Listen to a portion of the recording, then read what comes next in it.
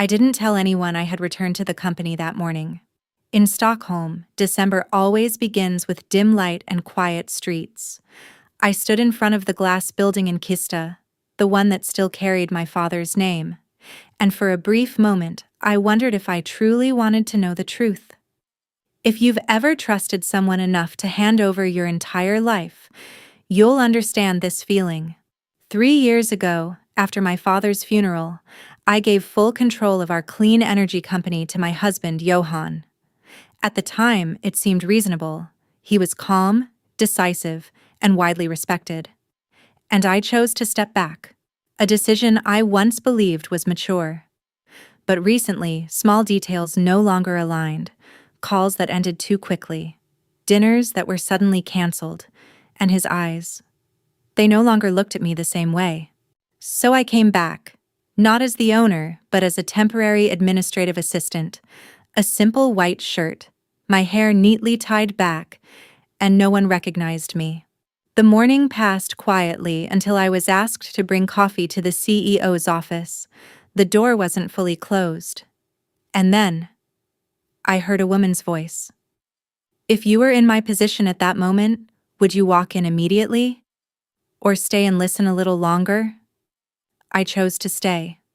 And that decision changed everything. I stayed still, my hand hovering near the door, as if even the smallest movement might break whatever truth was unfolding inside. Her voice was soft, almost amused. Not the tone of someone speaking to a superior, more like someone entirely at ease, familiar, intimate. I stepped back quietly. My name is Elin Anderson. I grew up in a home where work and responsibility were never separated from kindness. My father built our company from a small research lab into one of Sweden's leading clean energy firms, not fast, not loudly, but carefully, over decades. He used to say that trust was slower to build than profit, but far more valuable. After he passed, everything became mine: the company, the responsibility, and, eventually, the decision to let Johan take the lead.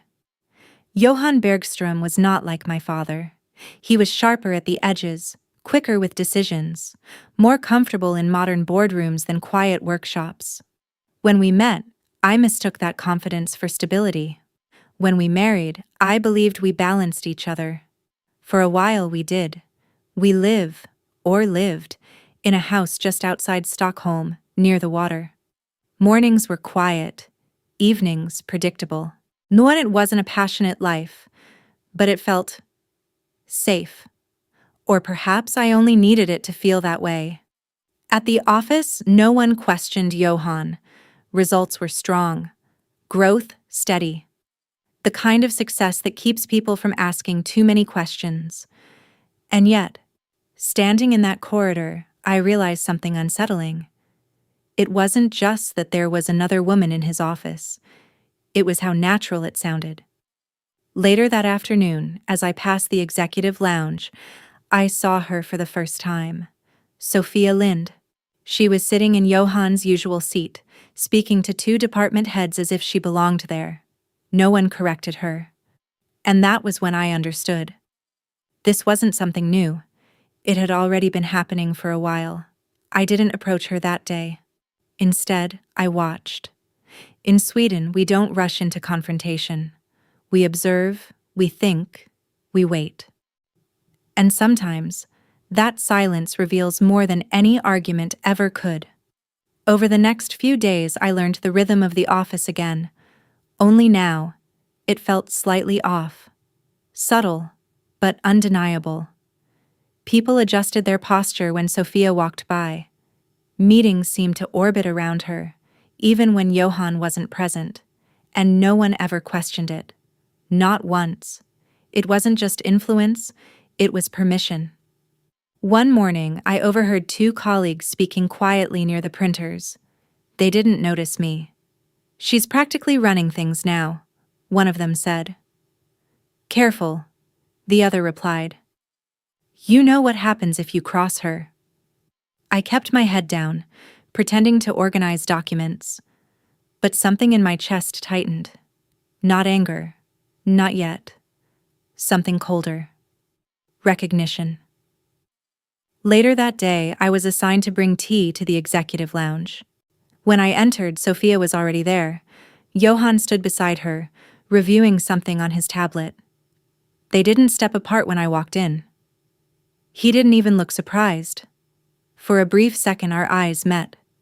There was a flicker, something close to panic, but it disappeared just as quickly, replaced by something else. Distance. Sophia turned to me slowly, her gaze moving from my shoes to my face, measuring, dismissing. "You're new," she said. I nodded.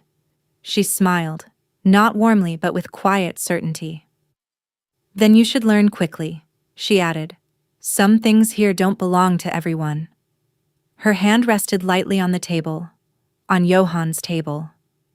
I placed the tea down carefully, my movements steady. But as I turned to leave, I noticed something that made me stop. Just for a second too long. A ring, blue stone, white gold, my design. And in that moment, something inside me finally broke. I didn't react. Not in that room. Not in front of them.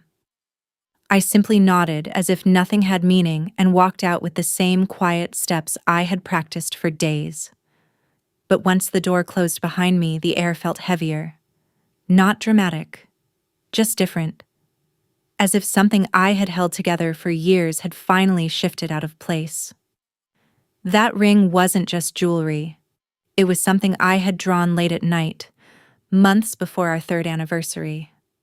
I remembered sitting by the window, sketching it carefully, imagining a quiet dinner, a small moment between two people who still chose each other.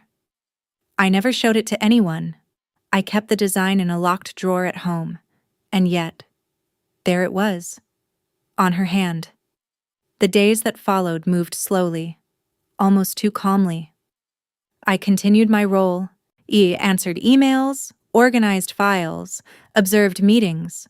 No one noticed the difference in me, and that was precisely what I needed.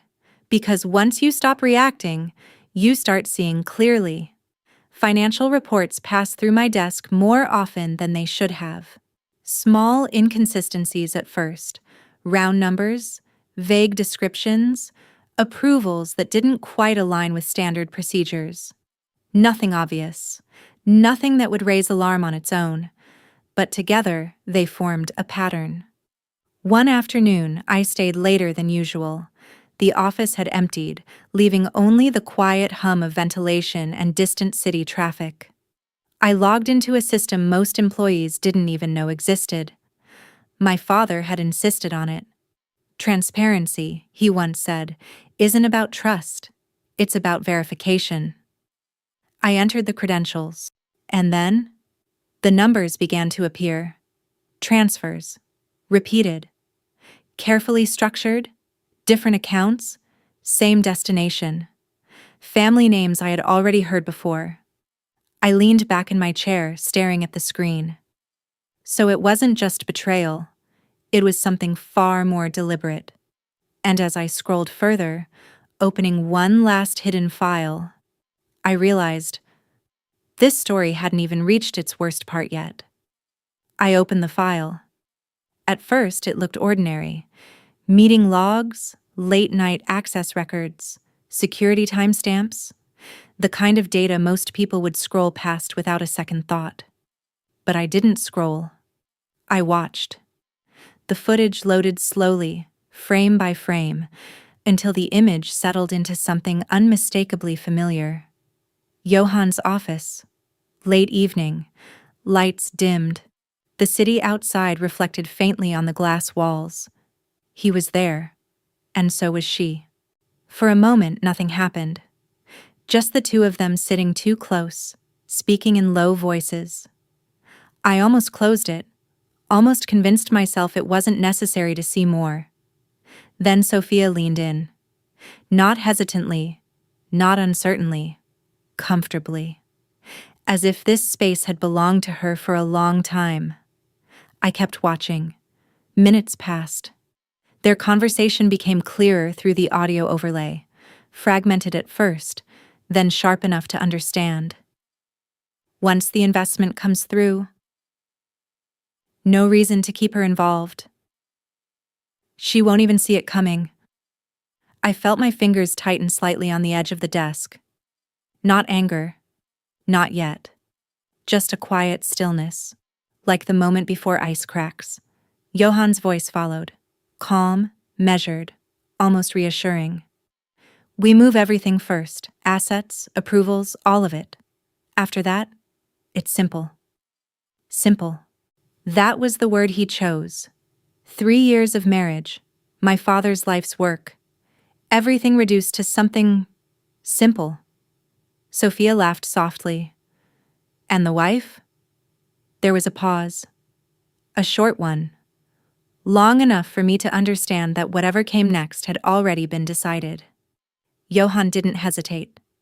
She signs, or she loses everything anyway. I stopped the video. The silence in the room pressed in, heavier than before. It wasn't just betrayal. It wasn't even just greed. It was planning. Careful, patient, deliberate. And suddenly, every small detail from the past years, every absence, every change, every quiet shift, fell into place with unsettling precision. I sat there for a long time, staring at the dark screen. Then, slowly, I reached for my phone. Because if they believed I wouldn't see it coming, they had already made their biggest mistake. And the meeting the next morning was quiet in a way that felt almost respectful. No raised voices, no dramatic confrontations. I walked into the boardroom not as an assistant, but as myself. Ellen Anderson, majority shareholder, founder's daughter, and still, legally, his wife. Johan looked at me as if he were seeing something unfamiliar. Not fear, exactly. More like the realization that the version of me he had relied on no longer existed. I placed the documents on the table. Financial records, transfer trails, the recording. No explanations were needed. One by one, the board members read in silence. Questions were brief. Answers even shorter. By noon, Johan was removed from his position. There was no apology. No attempt to fix what had been done. Just a quiet ending. Weeks later, the legal process followed its course. Assets were recovered. Our responsibilities reassigned. The company stabilized. Slowly, carefully, the way my father would have wanted. I did not feel victorious. Only clear. That evening, standing by the window of my office, I realized something I hadn't understood before. Trust is not proven by how much we give, but by how well we protect what truly matters. Life rarely breaks in loud, obvious ways. More often, it shifts quietly, through small compromises, overlooked details, and the comfort of believing everything is still as it was. We tell ourselves that patience is strength, that understanding will be enough, that loyalty will be returned. Sometimes it is, but sometimes it isn't. And when that moment comes, what matters is not how deeply we were hurt, but whether we are still able to stand with dignity, without losing ourselves in the process. For many of us, especially as we grow older, the desire for peace becomes stronger than the need to be right. But peace built on silence and avoidance is fragile. Real peace comes from clarity, from knowing where we stand, from setting boundaries, even when it feels uncomfortable, from choosing not to ignore what we already understand deep inside. In the end, independence is not about standing alone. It is about knowing that, even if everything changes, you will still remain whole, and sometimes that is more than enough.